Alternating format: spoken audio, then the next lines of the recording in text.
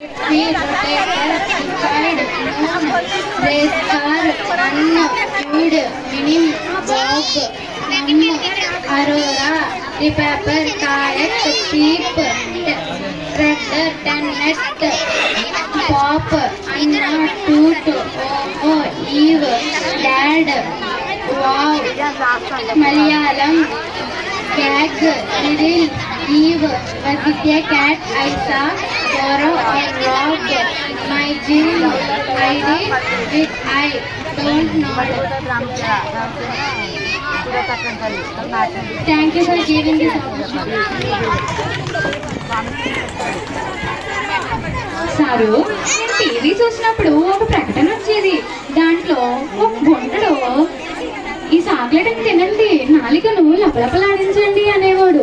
మీ గుంటలు ఏమైనా తినేసారా ఏంటి? అయ్యో మంగమ్మ, ఇది చాక్లెట్ తింటే వచ్చేది కాదు.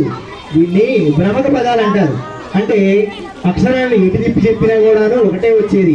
అంటే ఈ చెల్లుంది కదా గంగ, ఆ గంగని వెనక నుంచి చదివినా, ఎదురు నుంచి చదివినా, పైనుంచి చదివినా, కింద నుంచి చదివినా వచ్చేదే గంగ. దాన్నే భ్రమక పదాలు అంటారు. ఇది కూడా మా విద్యార్థుల్లో ఒక టాలెంట్ అన్నమాట. మరి దీని తర్వాత మీ ముందుకు పంచభూతాలు ఎన్ని, దాని గురించి వివరించడానికి మా విద్యార్థులు రాబోతున్నారు. స్పీడ్గా రావాలి. పేరెంట్స్ మీరందరూ సహకరిస్తారని, మరి సంవత్సరానికి ఒకసారి ఎప్పుడూ జరుపుకునే ఈ యాన్యువల్ డేకి మీరందరూ అలాగే ప్రశాంతంగా కూర్చుంటారని ఆశిస్తూ ప్రోగ్రామ్ ఇంకా ముందుకు సాగాలి. మేము 5వ తరగతి చదువుతున్నాము. ఇప్పుడు మేము పంచభూతాల గురించి చెప్పబోతున్నాము. నా పేరు రామలక్ష్మి. నేను 5వ తరగతి చదువుతున్నాను. నేను పంచభూతాల ప్రాముఖ్యత గురించి చెప్పబోతున్నాను. పంచభూతాలు అనేది భారతీయుల పురాణాల ప్రకారం భూమిని కలిగి ఉన్న 5 భౌతిక మూలకాల సమూహాన్ని సూచిస్తుంది. వాటిని పంచతత్వం అని కూడా అంటారు. మానవ శరీరమైన విశ్వమైన అవి పంచభూతాలైన భూమి, నీరు, నిప్పు, గాలి, ఆకాశం వీటి ద్వారా నిర్మాణించబడ్డాయి.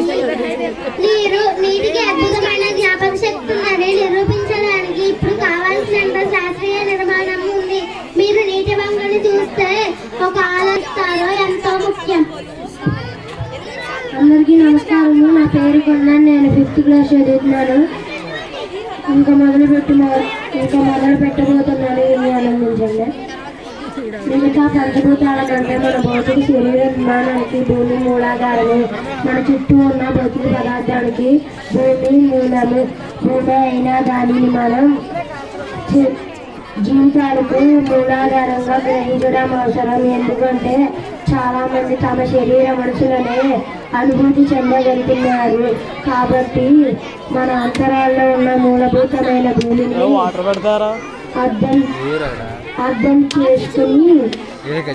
అర్థం చేసుకోవడం ప్రక్రియలో ఒక భాగం. యోగ సాంప్రదాయంలో గాలిని మనం వాయువు అంటాము. అంటే దీన్ని కేవలం నైట్రోజన్, ఆక్సిజన్, కార్బన్ డైఆక్సైడ్ మిశ్రమం కాక చల్లనానికి ప్రతీకగా పరిగణిస్తారు. పంచభూతాలలో తేలికగా ఉండేది వాయువే.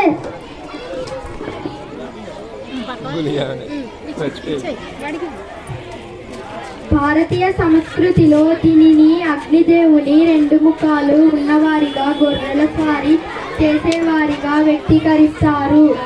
అగ్ని 2 ముఖాలు ప్రాణప్రదాతకు, ప్రాణోపసంహారునికి ప్రతీకలు.